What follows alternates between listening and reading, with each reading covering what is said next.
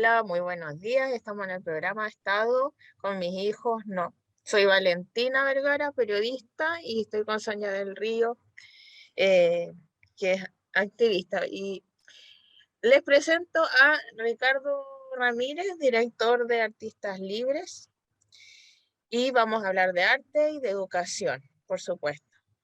Sonia, ¿quieres comenzar a dar tu pregunta? Hola, hola, ¿cómo están a todos? Muchas gracias por estar acá conectados. Queremos saludar muy cordialmente a Ricardo Ramírez, agradecerle que se da un tiempito para conversar con nosotros. Para los que no saben, Ricardo es un tremendo artista. Desde la Fundación Arte Real ha hecho maravillas para enseñar a los niños lo que es el arte real. Así que realmente estamos los artistas muy agradecido por haber encontrado una casa donde poder participar, los artistas sobre todo que no estamos con este arte hegemónico destruido, construido, deconstruido y todos los idos. Así que muchas gracias Ricardo y bienvenido al programa. Oh, encantado, feliz Sonia y Valentina de poder compartir hoy día con ustedes. Para mí es un agrado siempre hablar de estos temas que son una vocación, nos apasiona, así que feliz. Valecita, parte tú con el grueso de nuestras preguntas. Algo que hemos conversado con la Sonia cada vez que ocurren noticias relacionadas con arte y con intervención ideológica del Estado, que eso es el fuerte del programa. Quería primero que quedara claro por qué es importante el arte no deconstruido. Ya hemos hablado antes con Ricardo de cuál es el arte clásico que se ha perdido a lo largo de la historia, porque es importante que los adolescentes y los niños aprendan arte que no esté deconstruido, que sea arte clásico, que le aporte en su formación. Muy buena pregunta, Valentina. Excelente, excelente. Lo que pasa con la educación en general es que se ha ido transformando en algo muy técnico, muy pobre de vida, es una cosa muy prosaica, muy vulgar. Por ejemplo, matemática, aprender a contar, historia, una suma de fechas. La educación ha ido perdiendo ese contenido profundo, misterioso, que tiene que ver con acercarse a la verdad, acercarse a un misterio, porque al final la verdad nunca es posible. Sin embargo, siempre nos va a traer, y la educación tiene que ver con esto, con esta relación de acercarse a ese misterio. Eh, entonces, de todos los procesos de educación, donde a través de la historia se fueron desarrollando distintos modelos, aquellos que centraron su mirada justamente a este misterio, tienen que ver con los griegos antiguos, ¿no es cierto? Aquellos grandes pensadores, después de mucho analizar y reflexionar, fueron encontrando cierta manera de acercarse a ellos, a este misterio, y se puede decir que llegaron a cierta conclusión, como lo dice Platón en el Timeo, ¿no es cierto? Que en realidad lo que hace es replicar lo que ya había dicho Pitágoras, pero en aquella época ya estaba muerto, que tanto belleza, verdad, como bondad son caras de una misma pirámide, de esta figura geométrica. Entonces, tratar de educar en aquello que es integral, que no solo toca la parte material o solamente la parte racional, sino que también un área que es mucho más importante, que es el área, en realidad no es más importante, es tan importante como las otras, que es el área espiritual, se hace justamente en esta búsqueda. Tanto así que en el Timeo, Platón, ¿no es cierto?, haciendo una narración de la historia de la creación del cosmos, termina diciendo, porque ellos, acuérdense que estoy hablando de filosofía, no de religión. Los filósofos llegan a la conclusión de que todo fue hecho por un creador, uno solo. Y eso era vanguardia en aquella época, ¿no? Solo había un creador. Los demás se llaman inmortales y son como dioses menores, pero hay un solo creador que está dividido en tres, que era peor, digamos. Había tres fuerzas que conformaban a esta fuerza creadora. La fuerza activa se llama Demiurgo, y este Demiurgo, cuando empieza a hablar Platón a través de este personaje, el Timeo, él dice que él empieza a crear el universo, todo, ¿no es cierto?, en relación a lo que era bueno.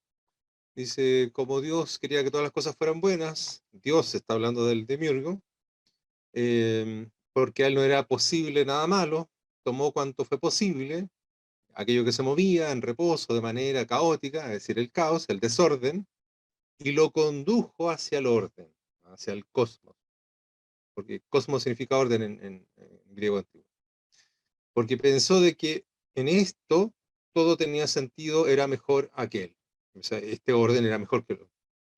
Pues al óptimo, es decir, a este Dios, solo le estaba permitido hacer lo que es bello. ¿Qué está diciendo Platón aquí al replicar a Pitágoras? Que lo bello, lo bueno, el orden, la verdad, todo aquello que siempre nos va a resultar un cierto misterio, tienen una conexión, son parte de lo mismo. Filosóficamente, años después se termina hablando que son estas expresiones del lente, pero la educación como sistema formativo, en el fondo nos hemos alejado del todo de ese misterio y de esa búsqueda, de ese interés, de ese conocer, de ese profundizar, de ese interrelacionar, que aquello que hago también tiene un componente no solo material, sino que también ético en la misma sociedad, lo que me hace bien a mí, lo que le hace bien a los demás. Todo eso se ha ido perdiendo porque se ha transformado en una cosa que ya no es cualitativa, sino que es solo cuantitativa. Es decir, que puedo sumar, puedo restar, esto sí, esto no, pero perdió eso que tenía valor, ¿no? Que tenía valor, que tenía ese misterio, que tenía esa búsqueda de acercarse con cierto respeto a la verdad. De las tres fuerzas, esto lo dice en otro libro, Aristóteles, de estas tres maneras de acercarse a este misterio, la más grande, la más grande es la belleza. Porque la belleza y este lenguaje geométrico, simbólico, poético, que no es tan matemático en el sentido numérico, cuantitativo, racional, permite varios lenguajes, varios entendimientos. O sea, puedo entender lo que estoy entendiendo, pero además puedo entender algo más y sobre todo puedo dejar un espacio gigantesco que no entiendo, pero que va en una dirección, va en una dirección.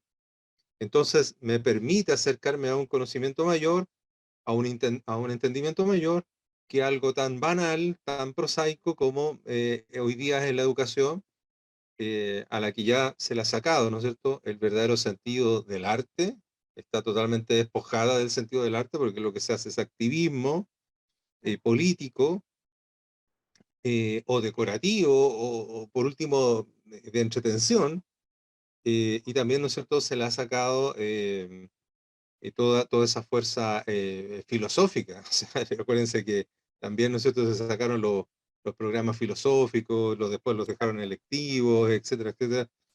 Entonces, ¿qué son los seres humanos hoy día?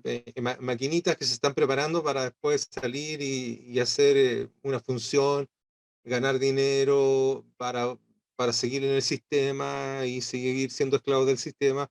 No hay un interés de formar a un ser humano integral. No, eso se fue perdiendo gradualmente durante todos estos años. Súper. súper claro. Y ahí como que también contestaste una pregunta que yo te iba a hacer con respecto a la belleza y cuál era la función, y cuál era la importancia de la belleza en el arte, porque malamente, ¿cierto?, se ha tergiversado el concepto de la belleza y se ha como banalizado, así como el arte no tiene que ser bello, como que fuera poco valioso, ¿cierto?, si el arte es bello. Entonces ahí ya está contestada la pregunta que yo te iba a realizar respecto de eso. Yo quería hacer un comentario y que socializáramos un poco el último suceso bastante complejo que se produjo con respecto al activismo justamente en el tema de la educación y el arte, de una agrupación que se llama Contrabando, ¿cierto? Que iba a presentarse, digo yo, porque logramos bajarlo con todos los activismos que hicimos a través de redes sociales y la presión que hicimos, logramos que hasta Patricia Muñoz, impensado, saliera a decir que ella le parecía no adecuado hacer esta exposición. Pero esta agrupación que se llama Contrabando, que tiene su página en Instagram, había sido invitada por la señorita Caramano, ¿cierto?, a participar del MIM.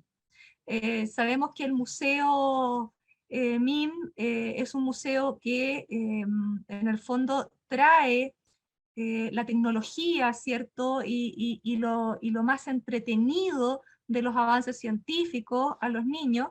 Y históricamente así ha sido, y era un museo que realmente era muy productivo, porque aparte es interactivo, y lamentablemente estaban ocupando este espacio para hacer una exhibición de esta agrupación que hace alusión a carabineros de forma negativa, que tiene unas imágenes entre satánicas y subversivas, y, o sea, es de un alto contenido de violencia, de ideología y adoctrinamiento.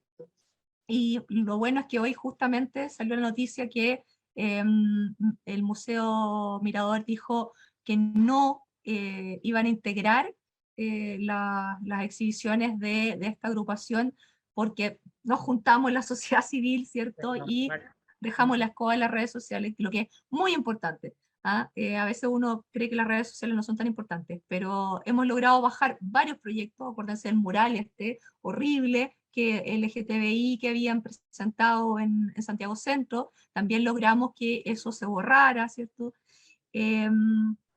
Ricardo, ¿cuál es la incidencia o de qué forma tan profunda puede llegar la deconstrucción a los niños, a la primera infancia, a través del arte? ¿Por qué es tan importante para los adoctrinantes ocupar el arte? Porque realmente hemos visto que gran parte de su caballería es a través de esto. Hemos visto hasta profesoras que hacen taller de capuchas y cosas así que uno dice impensado.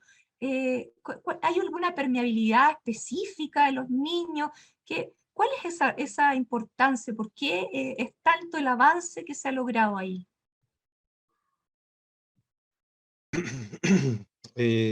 Sí, bueno, los movimientos revolucionarios nacen, ¿no es cierto?, tratando de destruir la manera de ver una civilización. La civilización occidental es la que está en juego.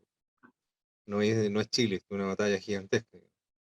Nosotros somos una piedra más dentro de, y a veces incluso como experimento dentro de una batalla mucho más grande. Lo que estas personas han ido concluyendo en su trabajo intelectual es que lo que logra poder transformar una sociedad de forma real no es la simple toma de poder, el poder político, como se hacía a la antigua, ¿no es cierto?, con las revoluciones directas, como lo que se hizo en Rusia y en otros países de Europa, las invasiones, como lo que se hizo en Cuba, etcétera, como la idea que tenía el mismo Che Guevara, ¿no es cierto?, de ir haciendo revoluciones por todo el mundo. Bueno, eso ellos se dieron cuenta, se demostró de que no sirve, porque siempre hay un reservorio cultural, espiritual en la sociedad que se resiste a un sistema totalitario esclavista, digamos. Entonces, estas personas se dieron cuenta de que mientras no se cambie esa cultura, la cultura donde existe el bien, donde existe el mal, donde el individuo tiene dignidad dada por gracia, no dada por un congreso o por una asamblea constituyente, donde el ser humano tiene un valor por sí mismo, no que te lo está dando un par, sino que viene dado de otro lado, y bueno, y una serie de elementos más. Toda esa estructura a la cual nosotros veníamos con inercia, esta inercia de la civilización antigua, habíamos adquirido, mientras eso no se destruya, era imposible que un sistema totalitario como el que ellos imaginan se pudiese instalar. Entonces ellos llegan a la conclusión de que hay que atacar la cultura, hay que destruir la cultura. Y se hizo paralelamente, porque Gramsci mientras estaba en Italia, en el año 36, por ahí, preso, escribiendo estos libros, escribiendo estas reflexiones, ¿no? Después de fracasar varias veces varios intentos que hizo ahí en Italia. Eh, lo mismo estaban reflexionando estos filósofos alemanes, Lukács, Hockenheim, Marcuse, Adorno, La escuela de incluso Walter Frankfurt. Benjamin, todos ellos estaban Mm. trabajando en eso y iban llegando más o menos a las mismas conclusiones, que había que destruir la cultura. ¿De qué manera? Infiltrándola en una primera etapa y después simplemente desatando todas las ideas que ellos tienen. Es bien interesante porque Marcuse en el libro que escribe en conjunto con Adorno, ellos dicen que hay que infiltrar el arte en los centros de comunicación, la religión, eh, los medios de comunicación y los centros de formación. Entonces, bueno, eso se hace. Eso es lo que ellos están haciendo. O sea, ya están totalmente infiltrados y lo peor que no están infiltrados ya como personas, sino que están infiltradas las ideas.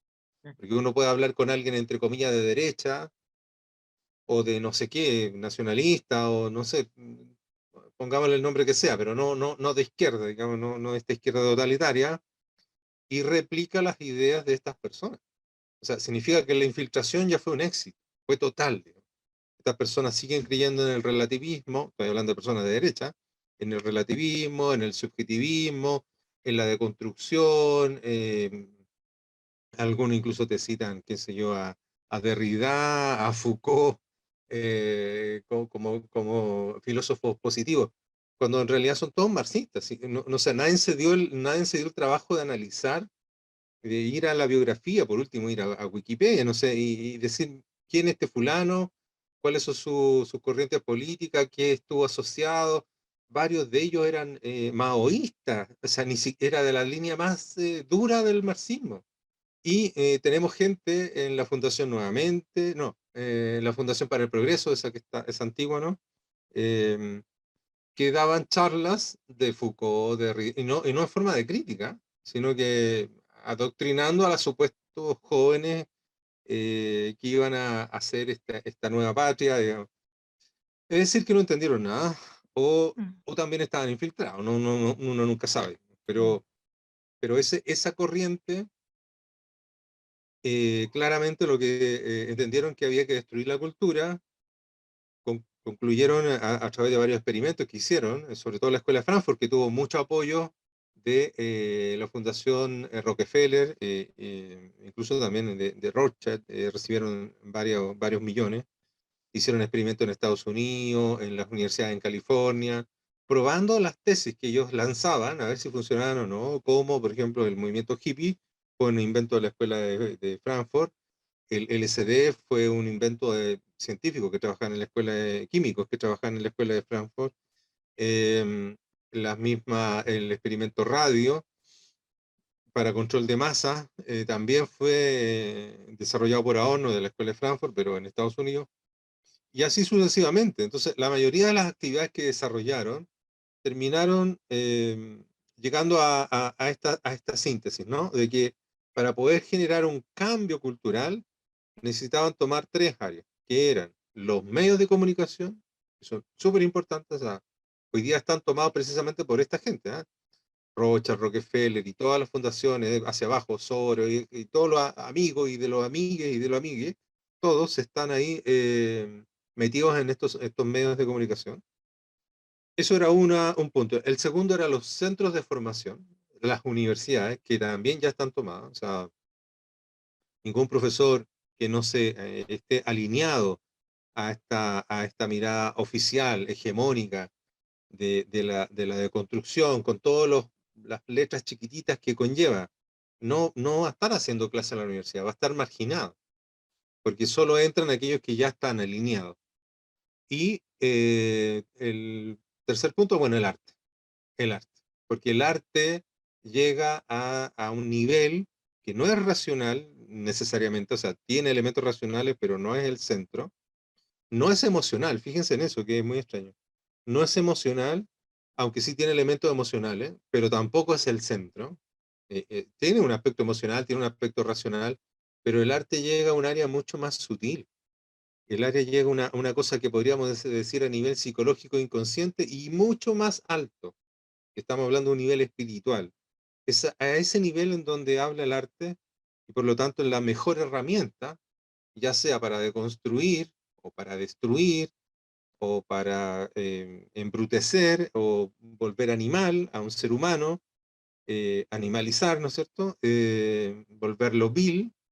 El arte es la mejor forma Mm. porque llega de una manera, por así decirlo, inconsciente a esas áreas del ser humano, a esos niveles, digamos, a esos niveles de vibración.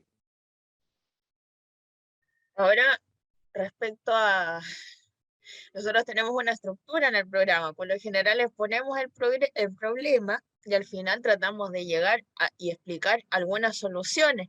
Tenemos una sociedad que está empapada de marxismo, posmodernismo, etcétera. ¿Qué le recomendarías a los auditores? ¿Podrías nombrar unos cuantos autores para volver a las raíces, para que puedan leer y podamos resistir a este como tsunami de posmodernismo que estamos viviendo?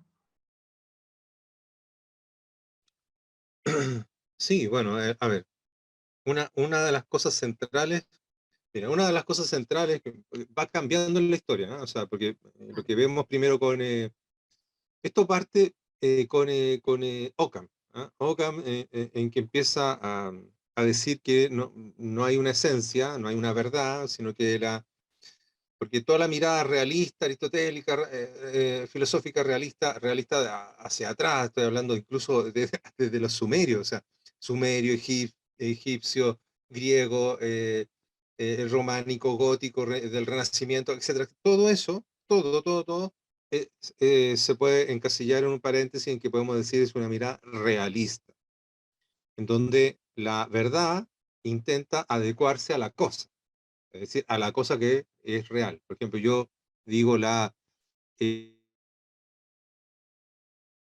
eh, rojizo, eh, ¿cómo se le dice? Voy a decir Carmina Lizarín, pero que no nadie me va a entender eso. ¿Cómo se dice en jerga, en jerga normal? Sería un- una especie de rosadito, rosado oscuro. Ya. Entonces, si yo digo eso, Un estoy rojo diciendo la comunista. verdad. Eh, sí. Estoy diciendo la verdad porque lo que estoy diciendo, la idea que estoy diciendo, se adecua a lo que estoy constatando. ¿Te fijas? O sea, es verdad. Entonces, lo que el ser humano durante mucho tiempo buscó fue la verdad. Es decir, tratar de adecuar la idea a la cosa. Con Ockham, eso cambia. Él dice, no, es que lo que importa es que yo creo la verdad en mi mente, yo la adecuo y de ahí aparece la idea de verdad. Entonces, empiezo a eliminar poco a poco esta capacidad de acceder a ella a través de la observación, a través de la realidad. Y ese proceso que empieza primero con Ockham, con Escoto, que también inventa esta teoría de Escoto es como socialista, ¿no? Que en el fondo dice que el Estado tiene la razón y porque tiene la razón hay que hacerle caso. Y después viene Descartes, Spinoza, y viene una serie de cadenas, digamos, que van desintegrando esta capacidad de acceder a la verdad en forma natural, en forma real, y el ser humano se transforma en una cosa en que cada quien tiene su verdad, esto totalmente aislado. Entonces está la verdad de la Sonia, está la verdad de la Valentina, está la verdad de Ricardo. Entonces, si cada quien tiene un pedacito de verdad, entonces no hay verdad. Si cada quien tiene un pedacito de bondad, entonces no existe una bondad. Y si no, y cada quien tiene un pedacito particular de belleza, entonces no existe la belleza. ¿Te fijas? Entonces, en esa deconstrucción es donde estamos y el ser humano está extrañamente aislado, colectivizado. Es una cosa muy rara porque estamos cada uno aislado y cada uno es una célula atomizada con su propia verdad, con su propia belleza, con su propio no sé qué, pero al mismo tiempo colectivizado. Y eso es cuando nos separamos de la verdad, o por lo menos el intento de acercarnos a la verdad a través de las capacidades cognitivas, que las tenemos. Con el arte pasa algo fabuloso, porque con el arte uno logra descubrir de que el universo tiene un orden. Tiene un orden. El universo tiene un orden. O sea, uno empieza a mirar una planta, la forma en que se va fragmentando su nervadura, uno empieza a mirar el ser humano, la forma en que las falanges de tus manos van progresando, uno empieza a mirar los cristales de la nieve, los animales, y uno empieza a descubrir un cierto número, un cierto código, un cierto patrón, un cierto ritmo que tiene un orden, incluso con las galaxias. Entonces, ese orden es lógico para los griegos, ¿no es cierto? Era, si hay un orden, existe un ordenador, porque nada pasa de potencia a acto, nada pasa de potencia, o sea, de madera a silla, de potencia a acto, sin un ser en acto. Un ser en acto es el que hace la transición. Y si estamos hablando, y eso lo empezamos a escalar así al universo gigantesco, llegamos a un punto en donde ellos decían, bueno, tiene que haber un ser en acto. Y ese ser en acto es único, porque no, a nadie lo puede haber hecho pasar a él. Estuvo, está y estará, digamos. Eh, y eso, esa fuerza que está ahí, ¿cierto? Que crea esta realidad, que nos permite conocer este orden, nos permite llegar a niveles muy altos, superiores, como a niveles bajos. Entonces, de todo esto que existe, ¿en dónde podemos ir rescatando, por ejemplo, para hacer la resistencia? Bueno, recuperando la metafísica. La metafísica, que no es más que los fundamentos filosóficos primarios, ¿ya? No, no es una cosa así como esotérica, no. La metafísica es como la filosofía primaria, es lo que está antes, o lo fundamental, que ellos nunca se logra, porque está a otro nivel, pero es incluso lo que está primero antes de empezar a razonar, ¿eh?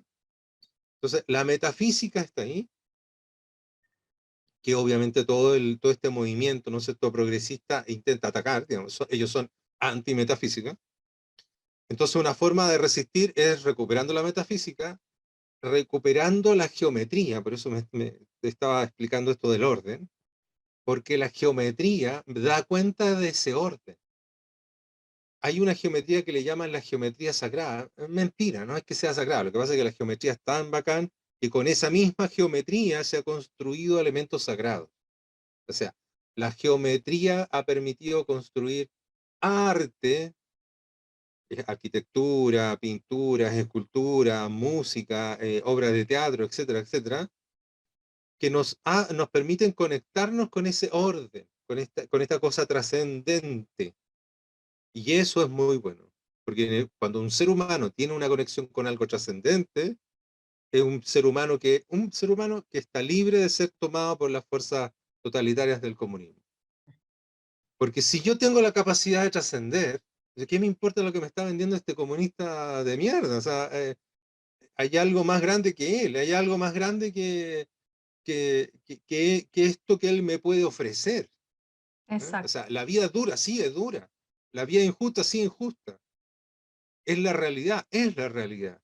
Pero dentro de la realidad hay herramientas para que yo pueda trascender, para que yo pueda conectarme con algo mayor, con algo fantástico, fantástico de bueno, a eso me refiero. Entonces, la geometría es súper buena porque te permite llegar a eso.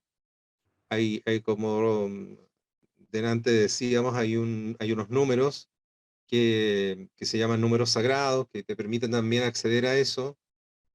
Pitágoras, el padre, el que inventó la palabra filosofía. O sea, Pitágoras inventó la palabra filosofía, si no, no existiría la palabra filosofía. Y también inventó la geometría, no la inventó él, pero la desarrolló a un nivel más alto, él la estudió en Egipto, pero le dio una vuelta, inventó la música, la escala musical y cómo el arte puede sanar el espíritu, el alma. Ellos hablan de alma, ¿no? Los filósofos hablan de alma. Cómo la música, es decir, el arte, es capaz de sanar el alma de un ser humano a través de la mímesis. Porque cuando una persona está mal, está triste, según los pitagóricos, está en un estado de caos, ¿no? Hay una especie de caos en su ser. ¿Cómo lo sano? Exponiéndolo a una obra artística ordenada. Y ese orden, por mímesis, hace que lo que está dentro desordenado se ordene. ¿Ya? Ahí se Oye, sana esa Ricardo, persona. yo me quiero quedar con esa frase porque la encontré maravillosa. Bueno, yo soy así como muy de corazón. Entonces, que el arte sana el alma. Creo que es una de las cosas importantes que tenemos que entender cuando un papá normal de la vida, que no sabe de filosofía, que no sabe de construcción, que no sabe nada de estas cosas, quiere ayudar a que su hijo se forme de la forma más integral, más sana, más alegre y más positiva posible. Nosotras queremos agradecerte tu tiempo, esta tremenda clase que nos diste. Me gustaría que ahora para finalizar nos diera las redes sociales o las páginas de arte real, ¿cierto? De artistas libres, para que la gente pueda buscar ahí arte que de verdad sirva. Y con esto terminamos y nos despedimos. No, muchas gracias a ti, Sonia. Gracias, Valentina.